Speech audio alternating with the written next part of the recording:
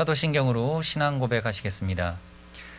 전능하사 천지를 만드신 하나님 아버지를 내가 믿사오며 그 외아들 우리 주 예수 그리스도를 믿사오니 이는 성령으로 잉태하사 동정녀 마리아에게 나시고 본디오 빌라도에게 고난을 받으사 십자가에 못 박혀 죽으시고 장사한 지 사흘 만에 죽은 자 가운데서 다시 살아나시며 하늘에 오르사 전능하신 하나님 우편에 앉아 계시다가 저리로서 산자와 죽은 자를 심판하러 오시리라.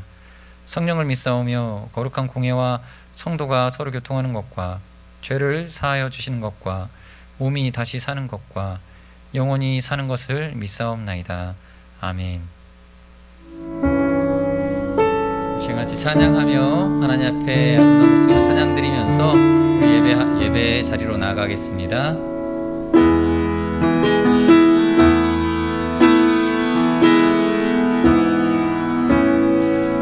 의지했던 모든 것 변해가고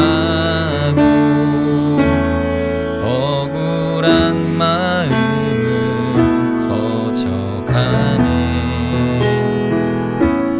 부끄럼 없이 살고 싶은 마음 주님 아시네.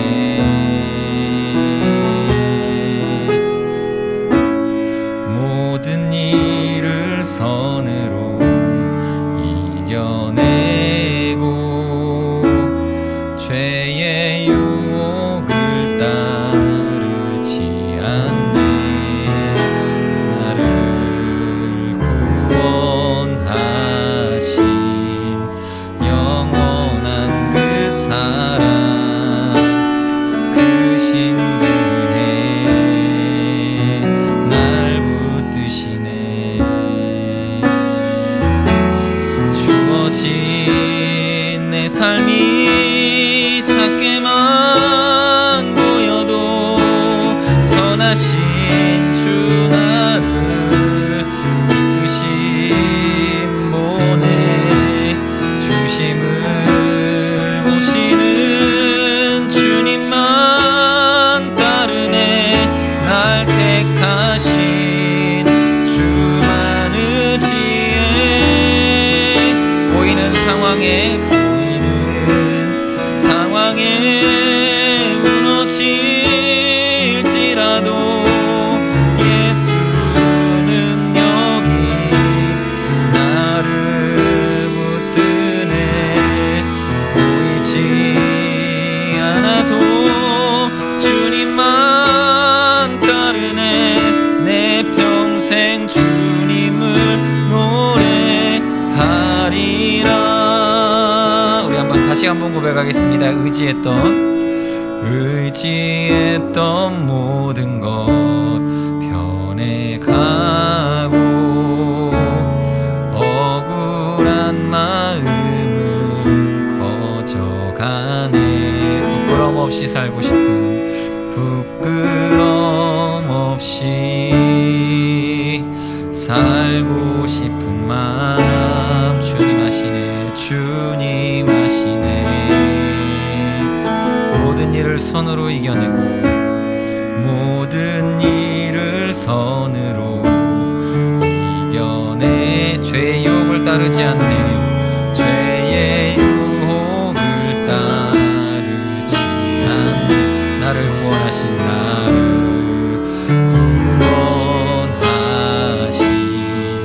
영원한 그 사랑 크신 그네 날 붙드시네. 주어진 내 삶이 작게만 보여도 선하신 주 나를 이끄신 보내. 중심을 모시는 주님만 따르네. 날 택하신 주만 의지해. 보이는 상황에 무너질지라도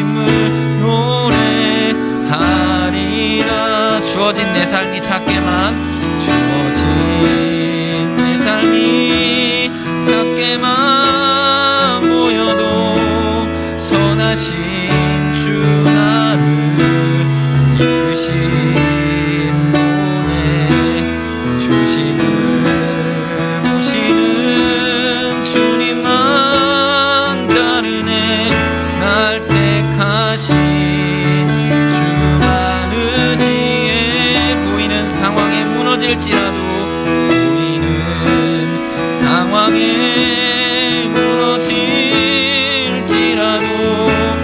예수는 여기 나를 붙든 보이지 않아도 주님만 따르네.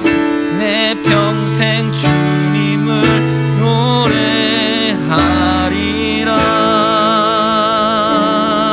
아멘. 이 시간 예배를 위하여 우리 금희정 선생님 기도 인도해 주시고 이어서 성경 봉독하시겠습니다. 좋으신 하나님 아버지, 거룩한 주일 하나님께 예배드릴 수 있는 복을 허락해 주셔서 감사합니다. 현재 우리가 처한 상황으로 인해 모두 함께 모여 예배를 드릴 수 없지만 어떠한 상황이든지 예수님의 십자가 보혈, 그 은혜를 의지하여 하나님께 진심으로 예배드리길 원합니다.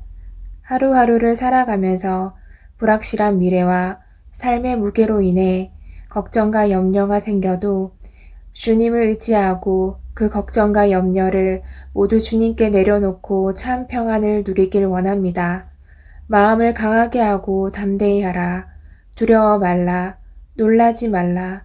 내가 어디로 가든지 내 하나님 여호와가 너와 함께 한다는 그 말씀을 우리 마음에 새기고 말씀과 기도로 늘 능히 감당하는 우리 고등부가 되길 원합니다.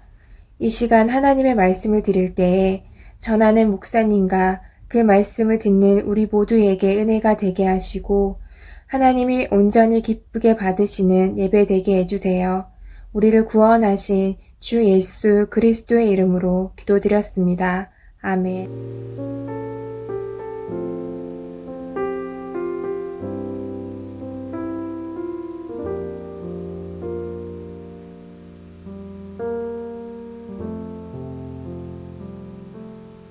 아멘. 오늘 들으실 말씀의 본문은 야고보서 1장 2절에서 8절 말씀입니다. 제가 봉독하도록 하겠습니다. 내 형제들아, 너희가 여러 가지 시험을 당하거든 온전히 기쁘게 여기라. 이는 너희의 믿음의 시련이 인내를 만들어내는 줄 너희가 알미라. 인내를 온전히 이루라. 이는 너희로 온전하고 구비하여 조금도 부족함이 없게 하려 함이라.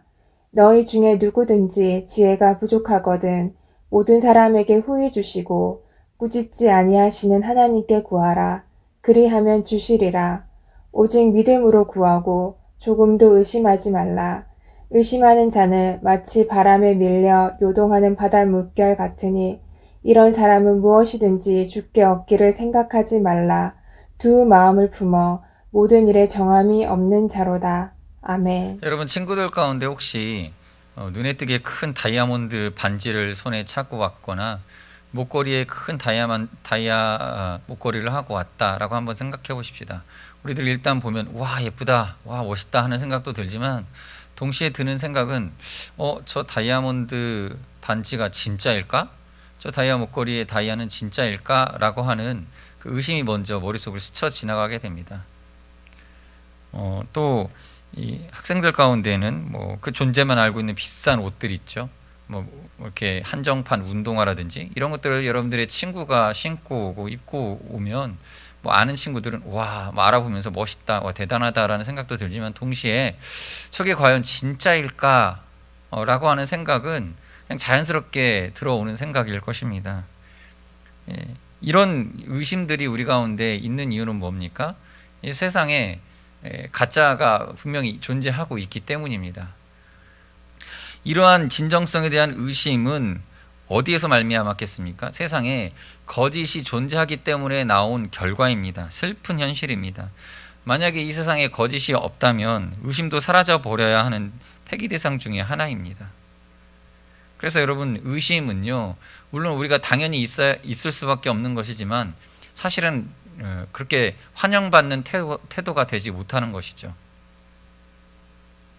가족 간에 또는 연인 간에 사람과 사람 간에 다툼이 일어나는 이유는 딱 두 가지입니다. 하나는 거짓말을 했거나 또 하나는 그 과거에 했던 거짓말을 토대로 어떤 사람이 나를 의심할 때 거짓과 의심 때문에 사실 다툼이 일어나는 거죠. 집에서 엄마 아버지가 이렇게 부부싸움 하는 걸 잘 들어보시고 유심히 관찰해 보십시오. 그 원인이 뭡니까? 하나는 둘 중에 하나가 거짓말한 거, 아니면 거짓말하지 않았는데 서로 의심한 거, 믿어주지 아니한 것 때문에 기분 나빠서 싸우게 되는 것입니다. 그래서 이 세상에서 우리가 환영받을 수 있는 그 반대 측면에서 환영받을 수 있는 두 가지 측면이 뭐냐면, 서로 이렇게 의심하지 않는 것과, 또 하나는 의심하지 않도록 신뢰를 주는 것 또는 믿어주는 것, 이게 이 세상 가운데서 우리가 환영받을 수 있는 방법이 되어지는 것이 됩니다. 드라마를 보면 아실 겁니다. 분명히 저게 남자 주인공이고 저게 여자 주인공인데, 우리 뭐 드라마 제작 발표회 때 이미 다 이렇게 다 발표하죠. 주인공 두 명이 나와서 뭐 회견을 하죠.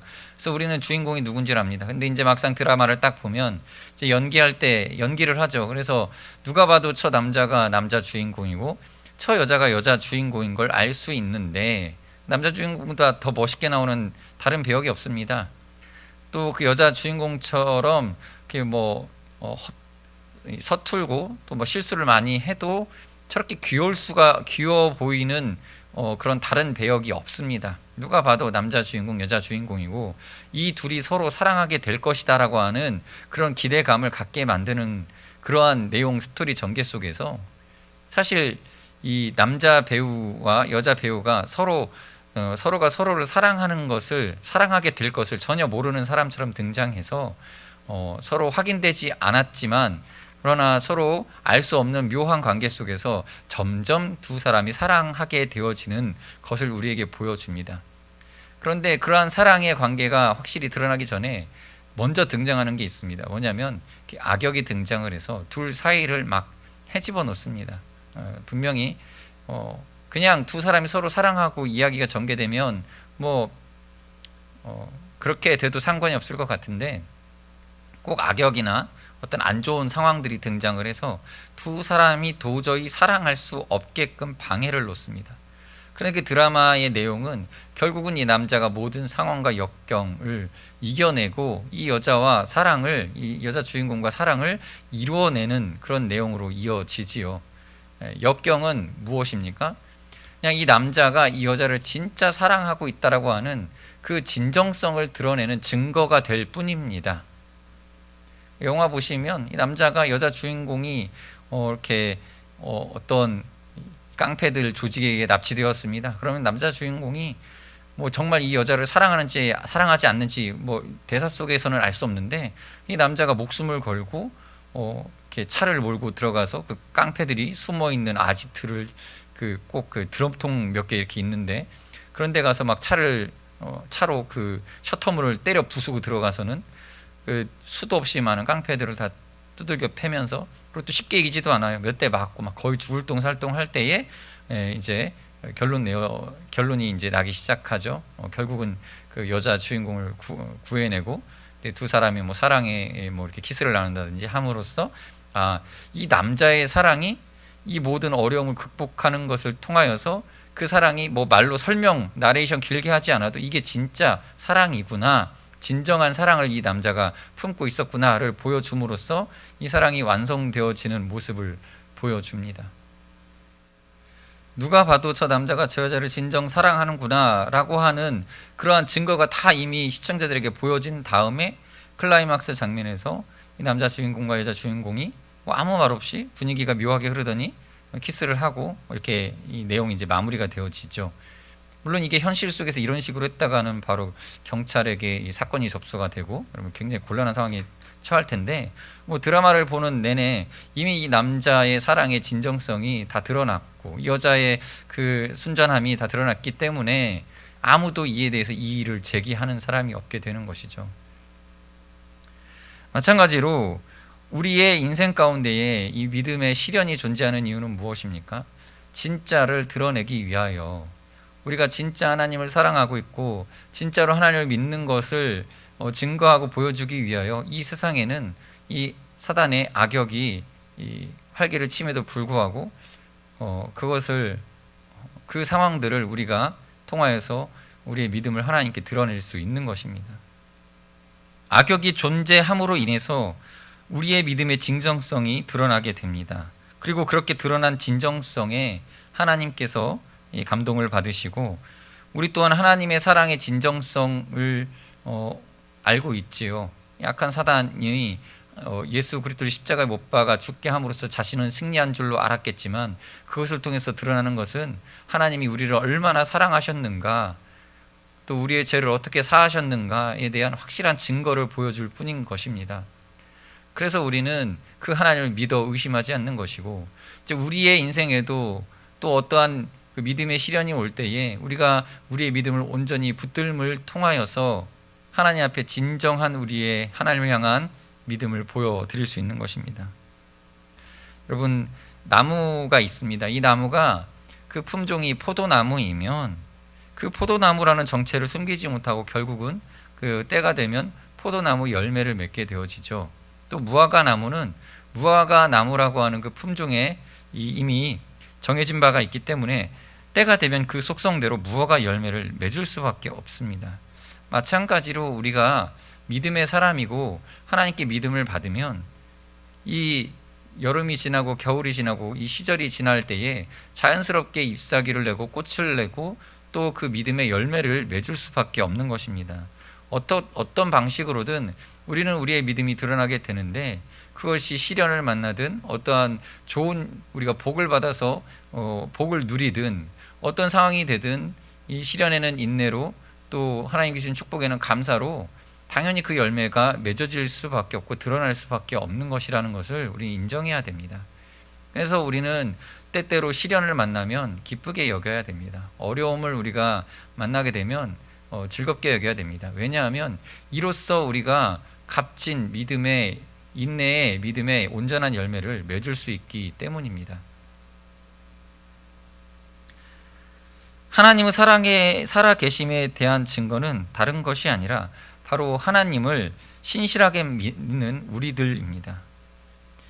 여러분, 어떤 음식점이 맛집이다라고 했을 때 뭘 보고 있습니까? 인터넷에 올라온 글을 보고 거기에 실려진 사진을 보고 여기 맛집이다라고 믿는 게 아니라 우리는 보통 그 집 앞을 지나가면서 줄 서 있는 사람들을 통해서 저 집이 진짜 맛있는 집인가 보다라는 것을 확신하게 됩니다. 마찬가지로 하나님 계신 것을 세상 사람들이 어떻게 알겠습니까? 우리가 하나님을 보여줄 수 있겠습니까? 그게 아닙니다. 우리가 우리의 믿음을 정말 순수하고 온전하게 지킬 때에 저 세상 사람들은 우리가 믿는 하나님이 계신 것을 알게 될 것입니다. 여러분, TV 프로그램 중에 맛있는 녀석들이라고 하는 프로그램이 있습니다. 이 맛있는 녀석들이 여러 음식점을 돌아다니면서 이 4명의 대표 잘 먹는 개그맨들이 등장을 해서 식사를 하는 그런 프로그램이죠. 전 자주 보진 않는데 이런 이야기가 있습니다. 그 4명의 출연자들이 워낙 잘 먹는 사람들이기 때문에 어딜 가나 맛있게 잘 먹으니까 저 집이 진짜 맛집인지 분별할 수가 없다, 이런 이야기가 있어요. 대신에 이런 또 힌트가 하나 있는데 뭐냐면 출연자 중에 4명이 등장하죠. 유민상, 김준현, 김민경, 또 문세윤, 이렇게 4명이 등장하는데 이 김준현을 관찰을 하면 된다고 합니다. 김준현을 잘 보면 정말 맛있는 맛집에서는요, 대사가 있는데 말이 없대요. 말이 없어서 말이 없이 그냥 음식만 계속 주구장창 먹는데요. 그러면 그게 맛집이래요. 반면에 김준현이 말을 많이 하고 또 맛있다라고 오버하고 연기를 하면 그 집은 실제 맛집은 아닐 가능성이 높다고 합니다. 여러분, 맛집을 말로 여기가 맛있다라고 말을 해서 사람들이 믿는 게 아니죠. 정말 묵묵하게 그 음식을 쉬지 않고 먹는 그 모습을 통해서 저 집이 진짜 맛있는 집인가 보다라고 사람들로 하여금 추측하게 만드는 것처럼, 여러분, 우리가 하나님 믿습니다라고 소리 지르고 우리는 하나님밖에 없습니다라고, 하나님 살아계십니다라고 외친다고 해서 세상 사람들이 정말 하나님 살아계신가 보다라고 설득당하는 게 아니라, 여러분들이 가지고 있는 그 믿음을, 그리고 그 신앙을 시련을 만날 때에 묵묵히 지켜나갈 때, 견뎌낼 때에, 이겨낼 때에 오히려 그것이 하나님의 살아계심을 증거하는 무서운 증거 자료가 되는 것입니다. 그래서 1세기 기독교의 이 기독교 신앙인들은 그 시련과 환난 속에서 그 믿음을 지켜낸 모습을 보였습니다. 이를 통하여서 많은 사람들이 예수 그리스도가 참 하나님이신 것을 인정할 수밖에 없었던 것입니다. 4절 말씀을 보시면 인내를 온전히 이루라. 이는 너희로 온전하고 구비하여 조금도 부족함이 없게 하려 함이라. 이렇게 기록을 한 후에 5절에 이제 주제를 조금 바꾸어서 지혜에 대한 이야기를 합니다. 너희 중에 누구든지 지혜가 부족하거든 모든 사람에게 후히 주시고 꾸짖지 아니하시는 하나님께 구하라. 그리하면 주시리라. 어려울 때 힘들 때 하나님께 지혜를 구해야 되는데 그때의 지혜를 얻으려면 믿음이 더욱더 필요하다라고 강조합니다. 이 말이 무엇을 의미하는지 조금 잘 이해가 안 되고 헷갈릴 것입니다. 그러나 여러분 간단하게 설명을 좀 드려보겠습니다. 우리가 살아가는 삶의 이 태도가 각각 다릅니다. 어떤 사람들은 그 효율성을 최대한 추구하며 살아가는 사람들이 있습니다. 그래서 많은 것을 이렇게 낭비하지 않고 최소한의 비용으로 최대한의 효과를 얻으려고 이렇게 살아가는 사람들이 있죠. 이 사람은 뭐든지 막 아끼고요, 시간도 쪼개어 쓰려고 하고요, 이 낭비되는 것을 견디지 못합니다. 반면에 어떤 사람은요, 굉장히 집중해야 될 것에 과감하게 투자할 줄 아는 스타일의 사람이 있습니다. 그래서 대체로 부자들이 그러죠. 이렇게 돈 많이 버는 사람들 보면 그렇습니다. 아, 이번에 어떤 것에 주가가 오를 것이다 라고 소식이 들려오면 과감하게 거기에 투자를 합니다. 희생을 하는 거죠. 손해볼 것을 각오를 합니다. 그리고 거기에 모든 시간과 돈을 다 쏟아붓습니다. 효율성 같은 걸 따지는 것이 아니라 어떤 이 한 가지 집중할 것이 있으면 그 집중할 것에 과감하게 투자를 할 줄 아는 것이죠. 앞에서 말씀드렸던 그 아끼는 사람의 문제는 뭡니까? 아끼려다가 아무것도 이루지 못하는 문제가 생깁니다. 과감하게 투자를 못합니다. 손해볼까봐, 뭔가 이렇게 내가 손실이 있을까봐 손실을 각오하고 뭘 하지를 못합니다. 이러한 태도가 뭐 어떤 것이 잘 됐다 잘못됐다를 말하려는 게 아니라 이러한 태도의 습관이 가지는 문제점이 뭐냐면 신앙생활도 비슷한 양상으로 갈 때가 있다는 것이죠. 우리가 예배를 드리려면 제대로 예배를 드려야 되는데 그 예배 시간에 예배가 드렸는데 예배의 결과 어떤 내가 은혜를 받는다던가 감동이 있다던가 또 설교가 재밌다던가 이런 결과들을 누리지 못할까봐 예배에 집중하기보다는 예배 시간에 내 모든 걸 다 쏟아놓기보다는 예배 시간 자리에 앉아있기는 앉아있지만 또 다른 생각을 하고 딴짓을 합니다. 예배 시간에 과감하게 자기 자신을 다 드리지 못합니다. 하나님께 물질을 드려 또 찬양을 드려 예배를 하는 그 예배 시간에 뭔가를 자꾸 아낍니다. 자기 에너지를 하나님 앞에 다 드리지 않으려고 합니다. 이런 사람은 기도할 때에도 기도해서 응답이 안 되면 내가 실망이 크겠지? 내가 그런 믿음의 시험이 들겠지? 내가 기도를 많이 했는데 기도 응답이 안 되면 내가 내 에너지나 시간 낭비가 되겠지?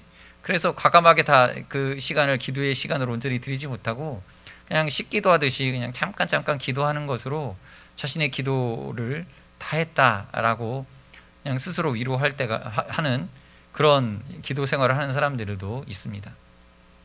그러나 정말 신앙인은 기도해서 응답이 되지 않아도 과감하게 기도의 시간에 자신을 드리는 것이죠. 왜냐하면 하나님이 후히 주시고 꾸짖지 않으시는 분이다라고 하는 것을 믿기 때문에 자기가 힘들고 많은 것을 희생해야 되고 많은 것들을 포기해야 한다 할지라도 기도 시간에 집중하여서 하나님께 다 드리는 것입니다. 시간을 드리고 자기 에너지를 다 쏟아 드립니다. 그렇게 기도를 합니다. 과감하게 기도의 모든 것을 다 드립니다. 그런데 이 의심하는 사람, 뭔가 이렇게 아끼려는 사람은요, 그 시간에 집중을 못해요. 기도 시간에도 뭔가를 내가 해야 되는데 그러면서 마음이 둘로 나뉘어서 막 이렇게 헤맵니다. 그래서 제대로 기도하지 않고 의심하면서 기도를 마무리하게 됩니다. 이런 사람들은 아무것도 얻지 못하는 것이죠. 여러분, 기도를 할 거면 기도의 모든 것을 다, 기도를 통하여서 우리의 모든 것을 다 하나님께 드린다는 생각으로 여러분 5분이 됐든 10분이 됐든 그 시간을 온전하게 하나님께 다 드려야 됩니다. 그렇게 하나님께 온전히 다 드리지를 못하는 그 마음의 태도가 계속해서 우리를 의심의 구렁텅이에서 빠져나오지 못하게 만드는 것이고, 그런 믿음 없음을 통하여서 아무런 변화도 이끌어내지 못하는 것입니다. 그래서 야고보 기자는 이 시련당하고 있는 사람은 얼마나 더더욱 그러겠습니까? 자기가 힘드니까 과감하게 하나님께 자신을 드리고 의지하고 하나님께 맡겨드려야 되는데, 그 순간에도 자기 시련에 집중하고 자기 연민에 빠져서 온전히 기도에 집중하지 못하고 의심하고 두려워하고 있는 것이죠. 그래서 하나님이 주시는 지혜와 또 믿음의 어떠한 그 은혜를 누리지 못하는 것입니다. 여러분, 믿음을 온전히 가지시기 바랍니다. 온전히 갖는다라고 하는 것은 정말로 믿음이 있다면 그 믿음을 온전히 하나님께 다 드리는 거예요. 과감하게 투자하는 겁니다. 두려워하지 않고 기도의 자리에 다른 생각들을 다 버려두고 하나님만 바라보는 것입니다. 그러한 과감한 도전이 여러분의 기도의 자리에 있으시길 바랍니다. 이러한 도전을 통해서 우리가 시련을 극복해 나갈 수 있는 것입니다. 여러분, 지혜는요, 하나님 거예요. 그 소유가 하나님 겁니다. 우리나라는 무기를 생산을 하면 군인들에게만 총이 지급이 됩니다. 그리고 철저하게 이 지휘 체계를 통해서 총기와 그 탄약을 관리를 합니다. 왜냐하면 총기와 또 총알 한 발이 어디론가 분실하게 되면 그것이 분명 어딘가에서 어떤 한 사람의 생명을 위협하는 무기가 될 수 있기 때문에 국가에서는 철저하게 이를 관리하고 있는 것입니다. 그래서 여러분들 군대에 가면요, 군인들이 사격 훈련을 하면 이 총알을 10발을 쏘면 그 10발, 보통 20발을 쏘는데 20발을 쏘면 그 20발에 대한 그 증거 자료를 반드시 남겨야 됩니다. 그래서 탄피를 회수합니다. 20발을 쐈다 그러면 총알 20발에 대한 그 탄피, 총알이 이 탄피 안에 들어가 있거든요. 그 안에 약실에서 이 화약이 폭발하면서 탄두만 날아가고 그 껍데기인 탄피는 분명히 남아 있어야 되거든요. 그래서 이 총알이 사격 훈련 때 총알로 이미 발사가 돼서 소비가 되었다라고 하는 증거를 남겨야 됩니다. 그렇게 해서 철저하게 관리가 되어집니다. 왜냐하면 굉장히 무서운 무기이기 때문입니다. 마찬가지로 여러분, 지혜도 어마어마한 강력한 무기입니다. 하나님께서 이 세상을 지으실 때에 이 지혜가 이미 이전에 하나님의 창조 속에서 하나님의 창조를 돕는 조력자, 또 하나님의 창조의 그 본질 그 자체가 되어서 이 세상을 지었습니다. 하나님께서 이 우주 만물을 창조하실 때에 상대성 이론, 또 양자역학, 유전공학의 미시세계의 규칙들을 이미 정하셔서 그것으로 이 세상을 지으신 것입니다. 이 모든 일반 물리 법칙을 하나님께서 계획하셨습니다. 그리고 이 지혜는 그러한 일반적인 물리 법칙들마저도 통제하는 방법을 가지고 있어서 때때로 우리가 일반적으로 알고 있는 자연 현상을 거스르는 기적적인 현상도 나타날 수 있게 되는 것입니다. 그래서 이 하나님의 지혜를 빼앗기 위하여 악한 마귀가 그 도전장을 내밀고 이 하나님의 지혜의 영역을 시험하고 건드려 보기 위하여서 선악과 선과 악을 알게 하는 열매를 인간으로 하여금 탐하게 한 것입니다. 이 알미죠, 이 지식, 하나님의 지혜의 영역을 자기가 뛰어넘어 보리라, 하나님과 같이 되어서 이 지혜를 빼앗아 보리라. 그러나 그럴 수 없었습니다. 하나님의 지혜는 하나님의 소유권 안에서 철저하게 관리 감독하고 계시기 때문에 그 누구도 함부로 건드려서는 안 되는 영역인 것이죠. 인간이 하나님과 같이 되고자 하였으나 결국 그들에게 찾아온 것은 무엇입니까? 죄로 인하여서 자신이 얼마나 부끄러운 자인가만 깨달을 뿐, 죄의식을 갖게 되어질 뿐 아무것도 얻지 못하고 에덴 동산에서 쫓겨나고 만 것입니다. 악한 마귀는 지금도 하나님의 지혜에 도전장을 내밀고 자신이 소유한 지혜로 하나님을 거역하여 보고 하나님을 이겨보고자 이 무기 삼아 우리들을 미혹하고 넘어뜨리려고 합니다. 굉장히 무서운 일들을 벌이기도 합니다. 그러나 하나님의 지혜는 사단의 꾀가 스스로 걸려 넘어지도록 초월하여 일하고 계십니다. 그 한 예가 뭡니까? 바로 예수 그리스도의 십자가 사건입니다. 예수님이 이 땅에 오셔서 이 어둠 가운데 빛을 비추면서 악한 영들의 세력들을 제압해 나가기 시작하자 사단은 꾀를 부립니다. 이 예수를 죽이자.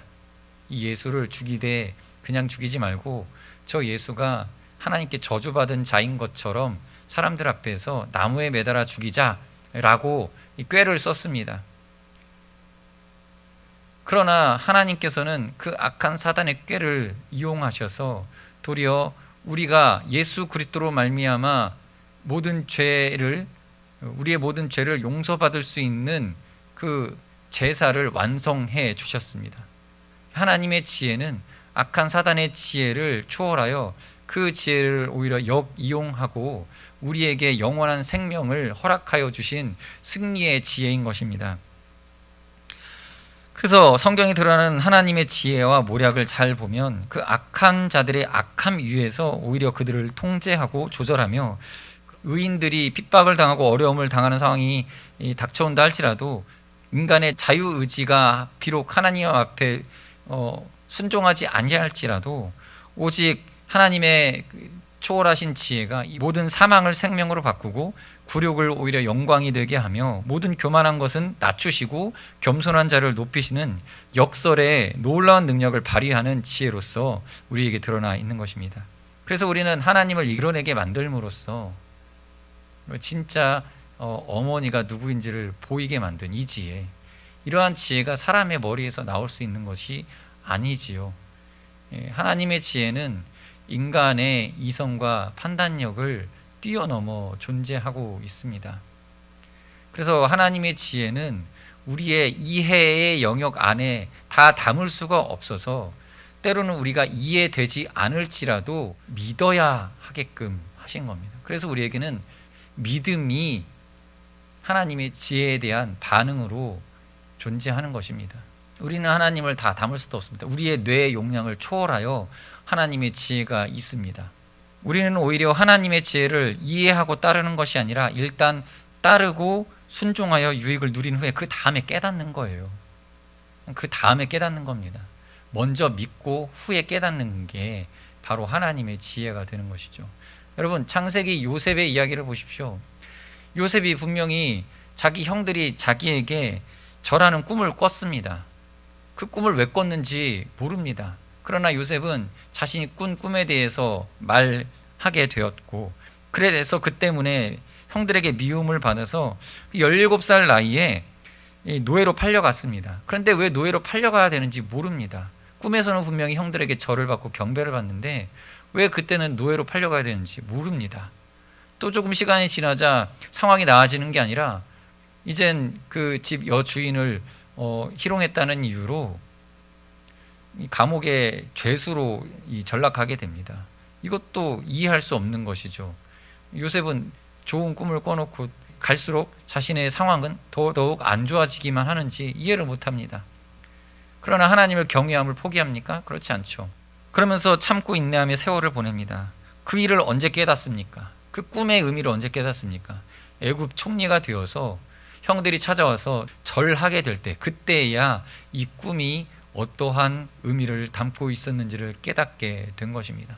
동시에 여러분들이 요셉이 이 꿈꾼 이야기를 왜 알고 있어야 할까요? 요셉의 이야기를 여러분들은 왜 굳이 성경을 통해 읽고 알아야만 할까요? 아직 17살 전후인 여러분들에게 왜 하나님께서 이 어려운 성경 말씀을 가르쳐 보여주셨을까요?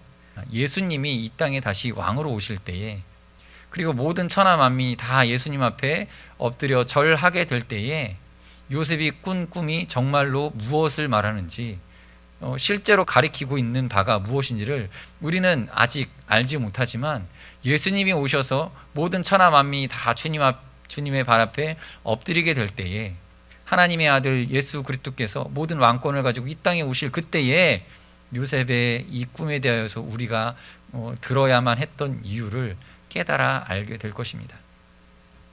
그래서 여러분들에게 지금 요구되어지는 것은 다른 것이 아니라 바로 믿음인 것이죠. 여러분, 믿음에 과감한 투자를 하시기 바랍니다.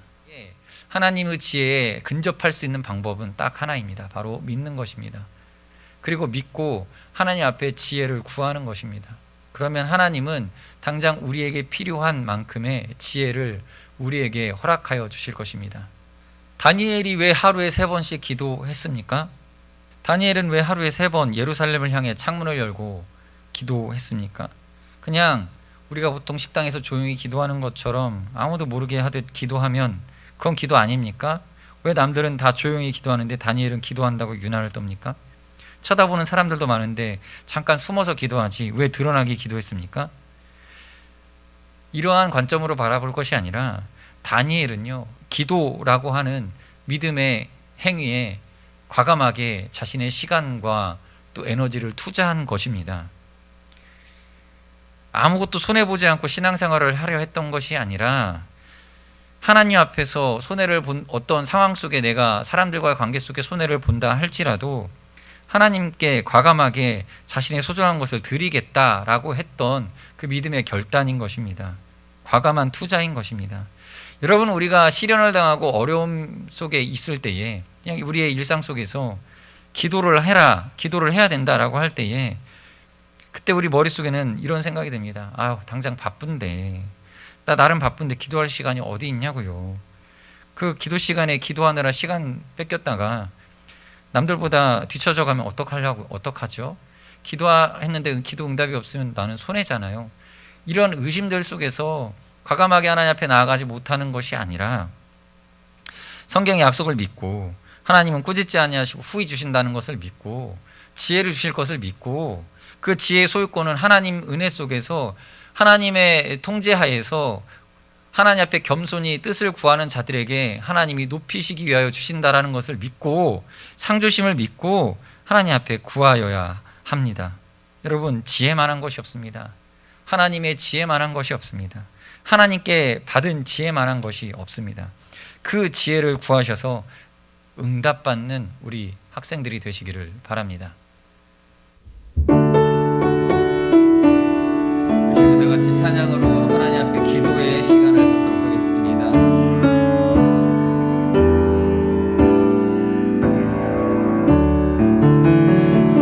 고단한 인생길, 고단한 인생길, 힘겨운 오늘도 예수 내 마음 아시네. 지나간 아픔도 마주할 세상도 예수 내 마음 아시네. 하루를 살아도 기쁨으로 가리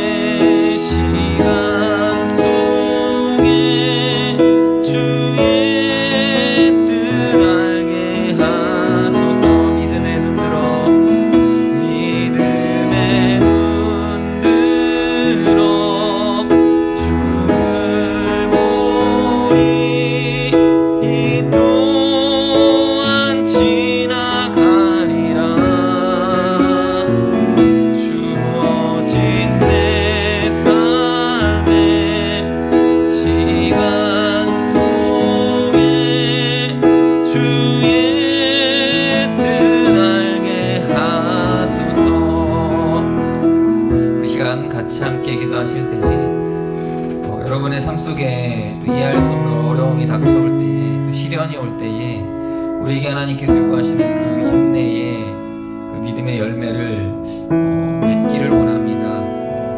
하나님 앞에 기도하실 때 여러분 우리의 믿음을 하나님께서 또 견고하게 하시려고 주시는 모든 시련 앞에서 온전히 기쁘게 여기고 인내로서 온전한 믿음을 이뤄갈 수 있게 해달라고 기도하시고 또 우리가 지혜가 많이 부족합니다. 우리가 부족한 지혜를 우리가 믿음으로 구하고 확신하여 흔들리지 아니할 때 하나님께서 우리에게 넉넉히 주실 것을 믿습니다. 그런 고백으로 기도할 때 또 더불어 우리에게 하나님 지혜와 총명을 덧입혀 주시고 하나님께서 주시는 그 은혜를 힘입어서 하나님 주신 지혜를 온전하게 옷 입어서 이 믿음의 싸움을 끝까지 경주를 완주할 수 있게 해달라고 우리 시간 우리 믿음과 신앙을 하나님 붙들어 달라고 간절한 마음으로 이 시간 같이 기도하는 시간 갖도록 하겠습니다. 같이 기도하시겠습니다. 사랑과 내가 풍성하신 하나님 야고보서 말씀을 통하여서 우리가 하나님 우리에게 필요한 그 인내의 온전한 것을 어떻게 이루어야 할지 생각해 보았습니다. 하나님 많은 사람들이 하나님 계신 것을 알지 못하고 주님 우리 가운데 역사하고 계시고 우리에게 믿음으로써 하나님의 존재를 드러내고 계심을 그들이 알지 못할지라도 하나님 우리는 우리가 가진 믿음과 신앙을 지켜서 하나님 온전히 서길 원합니다. 하나님 때때로 우리가 괴롭고 힘든 상황을 맞이할 때에 하나님 우리의 마음의 깊은 곳에 하나님 온전한 믿음을 흔들어 놓는 하나님 시련이 닥쳐올지라도 하나님 아버지 이겨나갈 수 있는 믿음 하나님 지혜 가운데서 온전함을 드러낼 수 있는 믿음 아버지 그 믿음이 우리 안에서 세상 사람들과 구별되는 하나님의 지혜가 되어 나타나길 원하오니 주여 우리와 함께하여 주시옵소서. 하나님 아버지 앞에서 온전한 삶을 살아가길 원합니다. 내 필요한 지혜 하나님 앞에 간구하기를 힘쓰길 원합니다. 두렵고 염려함으로 믿지 못하여서 하나님 기도하기 힘들고 또 믿지 못하여서 하나님 자꾸만 마음의 갈등 속에서 온전하게 하나님 앞에 뜻을 구하지 못하는 저희들 아버지 하나님 힘 주시고 능력 주셔서 넘치는 믿음과 지혜 속에서 하나님 모든 상황들을 극복해 나갈 수 있는 저희들 되게 하여 주시옵소서. 우리 학생들이 이제 특별히 하나님께 지혜 덧입혀 주시기 원합니다. 하나님 명철을 더해 주시기 원합니다. 특별히 고3 학생들에게 하나님 모든 시험과 또 모든 이 정말 중요한 인생의 시기를 잘 견뎌나갈 수 있는 잘 통과할 수 있는 하나님 그런 하나님이 허락하여 주시는 지혜와 담력이 있게 해 주시고 하나님 아름다운 믿음으로서 맺는 귀한 주님의 자녀를 다 되게 하여 주시옵소서. 하나님 감사합니다. 이 시간도 기도하며 주의 뜻을 구한 우리 학생들 우리 선생님들에게 주여 함께하여 주시옵소서. 축복하여 주시옵소서. 나아가는 모든 앞길 위에 모든 시련과 또 환난과 어려움이 장애물이 되는 것이 아니라 그것이 하나님 발을 돋을 수 있는 하나님 믿음의 반석에 하나님 디딤돌이 되게 하여 주시옵소서. 그래 하나님 어느 곳에 가든지 정말 어떤 곳에 있든지 어떤 상황이 있든지 다니엘과 요셉과 같이 빛이 되고 소금이 되는 귀한 우리 학생들 다 될 수 있도록 축복하여 주시옵소서. 예수님의 이름으로 기도드리오며 이제는 우리 주 예수 그리스도의 은혜와 하나님 아버지의 크신 사랑하심과 성령님의 교제 교통으로 충만하심이 그 믿음의 온전한 것을 하나님 앞에 드러내며 또 하나님께서 주신 지혜로 말미암아 더더욱 흔들리지 아니하는 믿음을 사람들 앞에서 열매로서 드러낼 수 있기를 소망하는 우리 학생들 위해 이제로부터 영원토록 함께 있을지어다. 아멘.